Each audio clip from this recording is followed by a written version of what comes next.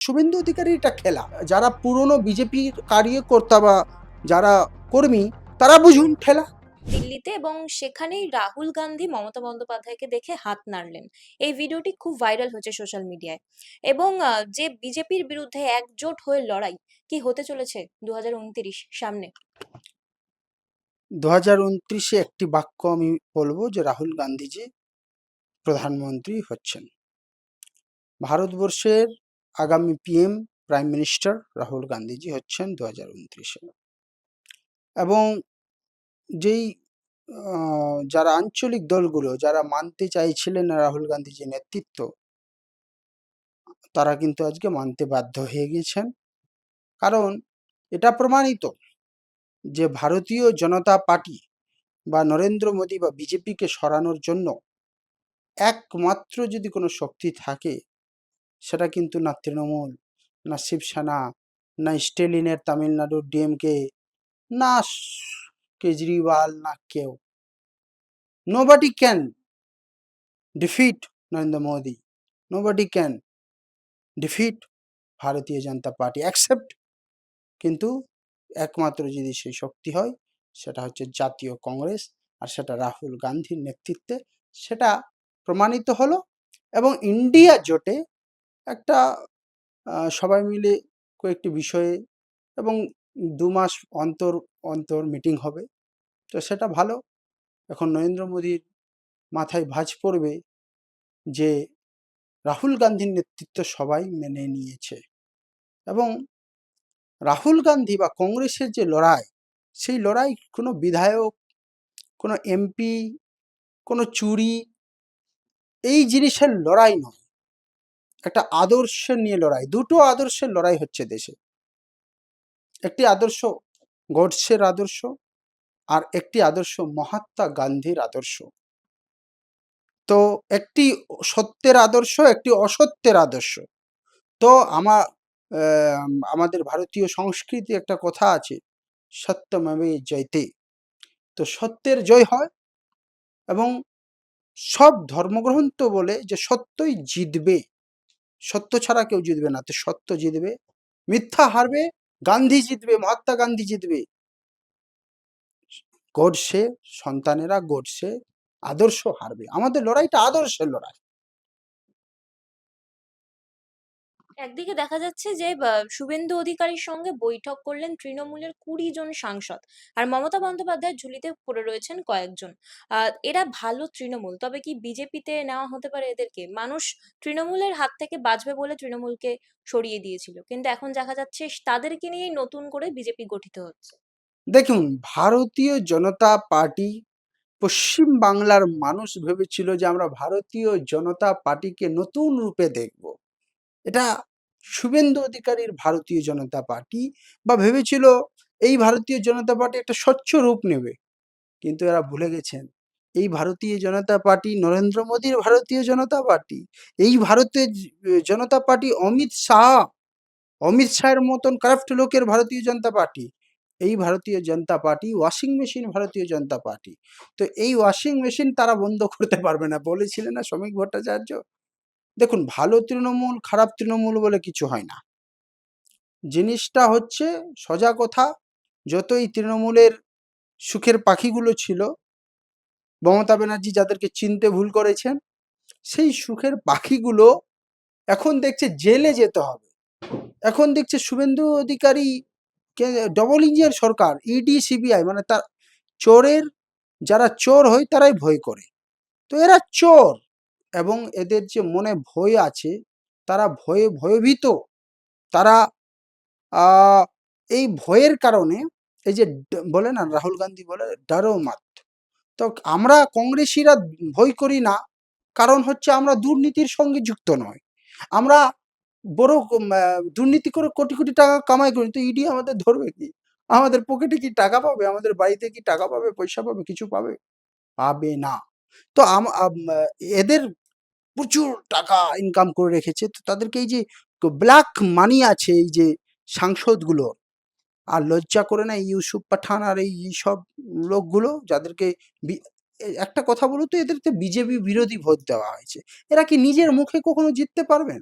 যদি নৈতিকতা থাকতো তাহলে এরা রিজাইন দিত আগে বিধায়ক থেকে, অথবা কি নাম বালিশ চাটাটার নাম বলে ঋতব্রত, এরা বিধায়ক থেকে রিজাইন দিত।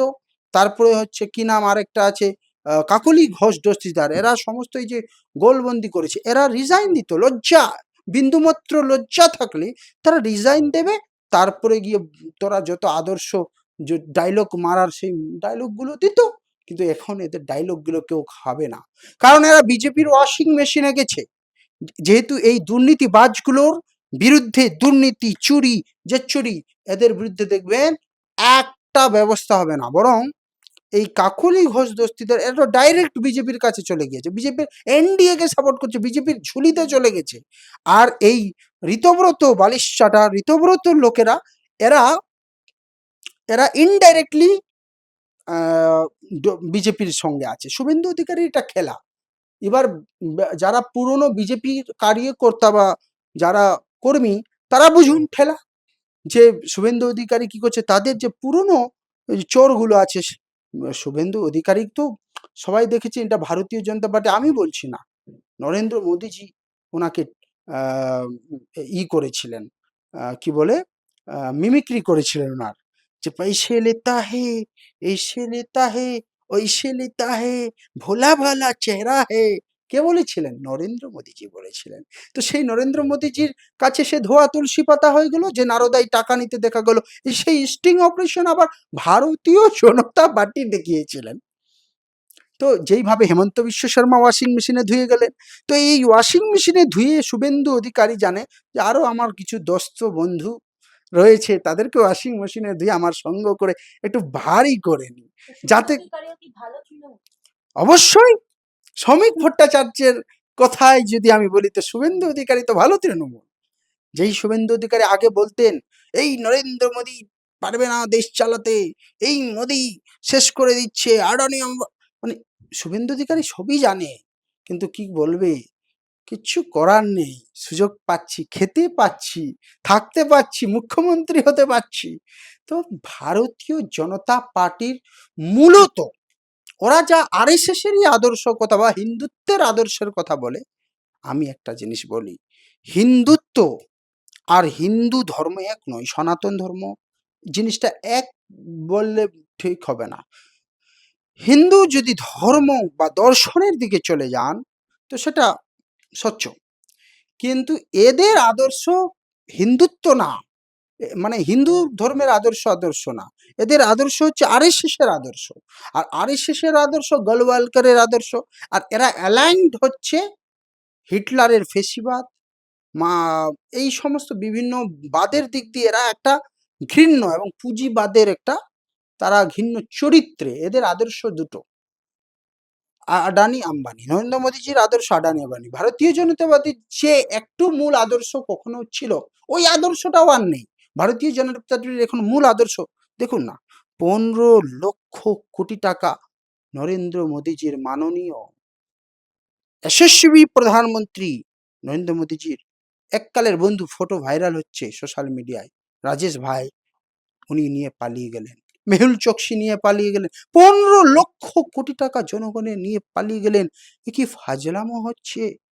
সোনা 1 লক্ষ কত হাজার কোটি টাকার ভারতের রিজার্ভ ব্যাংকে, যেটা জীবনে it is the first time in the history, এটা প্রথম, ইতিহাসের প্রথম, যে ভারতের অর্থনীতিকে বাঁচাতে এই সোনাকে বিক্রি করে দিতে হলো। রিজার্ভ ব্যাংকে যে সোনা থাকে, গোল্ড যেটা রিজার্ভ থাকে, সেই সোনাকে বিক্রি করে দিল নরেন্দ্র মোদীজি। দেশের অর্থনীতি কোথায়? রাহুল গান্ধী বলছে না বিপর্যস্ত হয়ে যাবে? বিপর্যস্ত কে করেছে? নরেন্দ্র মোদীজি করেছে। আজকে দেখুন না, নিট কেলেঙ্কারি থেকে শুরু, দেশের আর্থিক অবস্থা শুধু নয়, গরিব মানুষ আজকে অশান্তিতে আছে, প্রত্যেকটা জিনিসের দাম বেড়ে গেছে। আজকে সাফার শুধু গরিব মানুষ হচ্ছে না, মধ্যবিত্ত দূরের কথা, বড়লোক যারা ছিল তারা হয়ে যাচ্ছে, কারণ বড়লোক আর থাকতে পারবে না, দুটো বড়লোক থাকবে। অর্থনীতিবিদ অভিজিৎ বন্দ্যোপাধ্যায়, গর্বিত বাঙালি, উনি নোবেল বিজয়ী, উনি একটি কথা বলেছেন, আর কোট আছে, যে গরিব মানুষদের হাতে যেদিন টাকা যাবে আসলেই সেদিন অর্থনীতি চাঙ্গা হবে। কিন্তু গরিব নরেন্দ্র মোদীর কথা হচ্ছে গরিব মানুষের কাছে টাকা লুটলো, আর লুটকে হামারে দোস্ত মোদি আদানি কো দে দো। নিকোবর আন্দামান দেখুন না, জঙ্গল কেটে দেবে। ঝাড়খণ্ড দেখুন না, আজকে পশ্চিমবঙ্গে আমুলকে ঢুকিয়েছে। কি কারণ হতে পারে? We have to research on that. কি মানে প্রত্যেকটা ক্রোনোলজি আছে। দেশের মানুষকে কি করে মুসলিমদেরকে কি করে ব্রাত্য করতে হবে, অ্যাসাইড করে দাও, তাদেরকে বের করে দাও, ভোট দেওয়ার অধিকার থেকে তাকে করে দাও। অনেক চেষ্টা করে এইভাবে দেশের মুসলিমদের উপর অত্যাচার, দেশের এসসি ওবিসিদের উপর অত্যাচার, দেশের ইভেন এখন ব্রাহ্মণ সমাজও বলছে আমাদের উপর অত্যাচার হচ্ছে। এবার শঙ্করাচার্যের উপর অত্যাচার, হিন্দু ধর্মের সর্বোচ্চ গুরু, ওনার উপর অত্যাচার। এ না হিন্দু না মুসলমান। আর পশ্চিম বাংলায় কয়েকদিনের সরকার এসছে, হকারদের উপর অত্যাচার, গরিব মানুষদের পেটে লাঠি মেরে দিচ্ছে। যারা ভোট দিয়ে নিয়ে এসেছিল তাদেরকেই পাত্তা দিচ্ছে না। বলছে সজল ঘোষ কি বলছে, এরা তো বড় লোক, এরা তো আমির আছে, এরা তো টাকা লাখপতি। লজ্জা করে না? লজ্জা করে না ভোটের আগে এগুলো বলতে, যে হকার উচ্ছেদ করে দেবো ভোটে আসলে? কেমন করে জিততে সেটাই আমরা দেখতাম। তো ভারতীয় জনতা পার্টি গরিব মানুষের পার্টি নয়। ভারতীয় জনতা পার্টি আদানি আম্বানির পার্টি। ভারতীয় জনতা পার্টির আদর্শ বলতে কিছু নেই। পশ্চিম বাংলার মানুষকে এবার বুঝে নিতে হবে যে বাংলায় এই যে চুরি করে, তবু দেখুন না, তবু পার্সেন্টেজ কি, এই যে বিজেপি জিতেছে, তারা এত হই আমরা জিতেছি, আমরা জিতেছি। আরে ভাই, ভোট তোরা চুরি করেছিস, তোরা এসআইয়ের নামে 90 লক্ষ 91 লক্ষ লোকের নাম বাদ দিয়ে দিয়েছিস, ওর মধ্যে 27 লক্ষ তো জেনিউন, তাদের নাম তুমি বাদ দিয়ে দিয়েছো। সবার বাদ দেওয়ার পর মার্জিন কত? 33 লক্ষ। তুমি মানে তৃণমূল 33 লক্ষ কম পেয়েছে, তুমি 33 লক্ষ বেশি পেয়েছো। এতে কি এমন আহামরি? আমি তো বুঝে উঠতে পারছি না। 40% ভোট মমতা ব্যানার্জির ঝুলিতে, 45% ভোট শুভেন্দুর ঝুলিতে, তাও আবার এসআইআর করে, মেশিনারি ইউজ করে, ইলেকশন কমিশনারকে ইউজ করে। মনোজ কি নাম আগরওয়াল কালকে ছিল ইলেকশন কমিশনার, আজকে হয়ে গেল চিফ সেক্রেটারি। মানে এই কি মানুষ কি বুঝছে না? মানুষ কষ্টে আছে, মানুষের পকেটে মার খাচ্ছে। হিন্দু মুসলমান আর মানুষ বুঝবে না। হিন্দু মুসলমান ততক্ষণ যখন পেটে ভাত থাকে তখন হিন্দু মুসলমান চলে, কিন্তু এখন পেটে যখন ভাত থাকবে না, আজকে দেখুন না আদালতগুলোর অবস্থা। বিজেপিও সেটাকেও ঠিক করার প্রচেষ্টা চালাচ্ছে না। সুপ্রিম কোর্ট, হাইকোর্ট সব বিচার কোথায় পাবে সেটাকেও ভেঙে দিচ্ছে, ভঙ্গুর করে দিচ্ছে, সবগুলোকে ধ্বংস, শেষ করে নষ্ট বিনষ্ট করে দিচ্ছে। তো এই দেশের মানুষকে বাঁচতে গেলে আজকে এর বিরুদ্ধে চরম লড়াই দেবে। সেই লড়াইটা নাম হচ্ছে, সেই লড়াইয়ের যার মাধ্যমে লড়াই দেবে, ককরোচ জনতা পার্টিও কিছু করতে পারবে না। এইসব বিজেপির এক একটা অস্ত্র দালাল। একমাত্র যদি কেউ ফাইট করতে পারে, ইন্ডিয়ান ন্যাশনাল কংগ্রেস, এই গান্ধীর পার্টি, এই নেতাজি সুভাষচন্দ্র বোসের পার্টি, এই যে পার্টি চিত্তরঞ্জন দাসের পার্টি, যেই পার্টি বিধানচন্দ্র রায়ের পার্টি, সিদ্ধার্থ শঙ্কর এর পার্টি, যে পার্টি হচ্ছে ভারতবর্ষের অসংখ্য স্বাধীনতা সংগ্রামীদের পার্টি। আরএসএস যারা স্বাধীনতার বিরোধিতা করেছিল, যারা ইংরেজদের চাটুকারিতা করেছিল, তাদের জিত হবে না। তারা চেষ্টা করছে সংবিধানকে ধ্বংস করে দেওয়ার, সংবিধানকে ছিন্ন ভিন্ন করে দেওয়ার। কিন্তু my friend, you will not win. তুমি জিতবে না। জিতবে সত্য, জিতবে গডসে, জিতবে না মহাত্মা গান্ধী জিতবে।